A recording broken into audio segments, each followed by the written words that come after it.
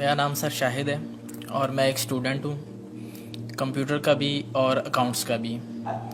میں حال ہی میں یوں سمجھیے کہ قرآن پاک کی طرف رجوع کیا میں نے اور اس کو سمجھنے کی کوشش کر رہا ہوں، لیکن ایک عجیب سی بات یہ آ رہی ہے کہ اتنا زیادہ میٹر موجود ہے قرآن پاک کو سمجھنے کے لیے بھی کہ اس کے کوئی بنیادی اصول سمجھ میں نہیں آ رہے ہیں کہ انڈرسٹینڈنگ اس کو کیسے کرنی چاہیے، سٹیپ وائز کس طرح اس کو سمجھنا چاہیے، آیا کہ ناظرہ اس کو کرنا چاہیے، احادیث سے اس کو سمجھنا چاہیے یا کیسے۔ کیونکہ اگر ہم احادیث کو بھی اٹھا لیتے ہیں پڑھتے ہیں تو کچھ علماء کہتے ہیں جی کہ احادیث کے بارے میں بھی یہ ہے کہ کچھ ضعیف ہیں یا حسن ہیں یا اس کا مطلب کسی خاص وقت کے لیے تھا۔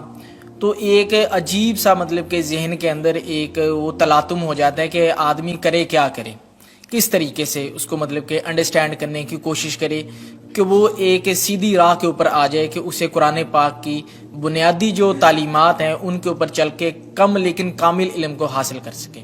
قرآن مجید کی طرف آپ کا رجوع ہوا ہے، توجہ ہوئی ہے، اس کو اللہ کا بہت بڑا فضل اپنے اوپر سمجھیے، اور جب اللہ کا فضل ہو تو پھر اس کا شکر بھی ادا کرنا چاہیے اللہ کے جناب میں۔ میں آپ سے ایک عجیب بات کہہ رہا ہوں، شاید آپ کو بہت وہ نئی سی لگے گی۔ قرآن کو ایسے پڑھیے جیسے بدو پڑھتے تھے۔ بدو نہ فلسفی تھے، نہ منطقی تھے، نہ سائنسدان تھے، نہ ابھی حدیثیں ان کے پاس تھی، نہ ابھی فقہ مرتب ہوئی تھی۔ وہ کیا تھا؟ عربی زبان، یہ ان کی اپنی تھی۔ تو شرط اول جو ہے قرآن مجید کو سمجھنے کے لیے وہ عربی زبان کا صرف و نحو صحیح جاننا یہ لازم ہے۔ پھر قرآن کے متن ہی کو اصل سمجھیے۔ البتہ یہ ہے کہ اس کو آپ سمجھیں کہ یہ پہلا مرحلہ ہے قرآن پر غور کا، قرآن پر فکر کا، قرآن پر سوچ کا۔ اس کے بعد اگلے مراحل بھی آئیں گے۔ اسی قرآن سے پھر قوانین جو ہے واقف ہونے ہیں۔ اچھا، اس میں بعض سے واقعات ایسے ہیں کہ جو تو ایک تاریخی حیثیت رکھتے ہیں، اب ان میں اس واقعے کے ضمن میں تفصیل میں کہیں کوئی اختلاف ہو گیا تو کوئی حرج واقع نہیں ہوتا۔ ابھی میں مثال دیا کرتا ہوں کہ میں چند جملے ابھی آپ کے سامنے یہاں ادا کروں اور پھر 10 منٹ کے بعد پوچھا جائے آپ سے تو ہر شخص جو ہے اس کو کہے گا، وہ جواب جو میرا دے گا وہ مختلف ہوگا، اس میں اس کی اپنی بات بھی شامل ہو جائے گی۔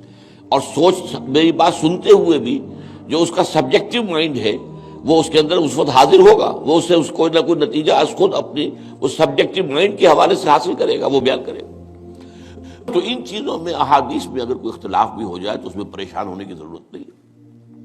ابھی ہمارے ہاں یہ جمعے کے اجتماعات میں حدیث جبرائیل جو ام السنہ کہلاتی ہے، جیسے سورہ فاتحہ ام القرآن ہے، ایسے حدیث جبرائیل ام السنہ ہے، سنت کی جڑ اور ماں۔ اب اس کی جو روایات آئی ہیں اس میں مختلف اختلاف ہے، الفاظ کا اختلاف ہے، ایسنس ایک ہے، مفہوم ایک ہے، الفاظ میں بڑا فرق ہے، تفاصیل کا فرق ہے۔ تو اس حوالے سے اس میں گھبرانے کی ضرورت نہیں ہے۔ پھر یہ کہ فقہی معاملات کے اندر اختلافات ہو گئے، وہ بھی نیچرل ہیں۔ آپ کو معلوم ہے کہ ایک ہی مقدمہ ہوتا ہے، 8 جج بیٹھے ہوئے ہیں ایک بینچ پر، 5 کا فیصلہ ایک ہے، 3 کا ایک ہے، اور بھی تقسیم ہو سکتی ہے۔ قانون وہی، اور یہ میں بات کر رہا ہوں سپریم کورٹ کی یا ہائی کورٹ کی، وہاں پہ تو ظاہر بات ہے وہ نئے بیانات نہیں لیے جاتے، وہ جو بھی فائل ہے وہ تو بہت پہلے سے تیار ہو چکی ہے، اس کے اوپر بحث ہوتی ہے، صرف اسی سے اخذ کیا جاتا ہے، مطلب ان کا وہی رہتا ہے، اس کے اندر تبدیلی نہیں ہو سکتی، اس موقع پر کوئی نئی گواہی نہیں آتی۔ تو اس اعتبار سے ان چیزوں پہ گھبرانے کی ضرورت نہیں ہے۔ البتہ آپ آغاز جس طریقے سے کریں وہ میں نے آپ کو بتا دیا ہے، اس میں یہ کہ آپ اصل میں ان تمام جو چیزیں ہیں اضافی، ان سے ذرا صرف نظر کرتے ہوئے عارضی طور پر پہلے قرآن کو ایسے پڑھیے جیسے بدو پڑھتا تھا۔ اور وہی بات تھی کہ بدو پھر جس طریقے سے موٹیویٹ ہوا ہے، بدو سے مراد میں صحابہ کو عام طور پر لفظ دے رہا ہوں، ان کی اس کے لیے وہ نہ سمجھیے کوئی توہین کی بات ہے، مطلب یہ کہ میں اس بارے میں کہہ رہا ہوں کہ وہ لوگ فلسفی نہیں تھے، کوئی پڑھے لکھے لوگ نہیں تھے، بلکہ امت کا نام ہی ہے یہ جو ہے امیین، ان پڑھ لوگ، ان پڑھ، ان لیٹرڈ ون، حضور کی شان بھی یہی ہے، امی ہے۔ تو انہوں نے قرآن کو جس طور سے سمجھا ہے وہ ہے بہترین طریقہ قرآن کو سمجھنے کا، اور اسی سے پھر وہ صحیح موٹیویشن ہوتی ہے۔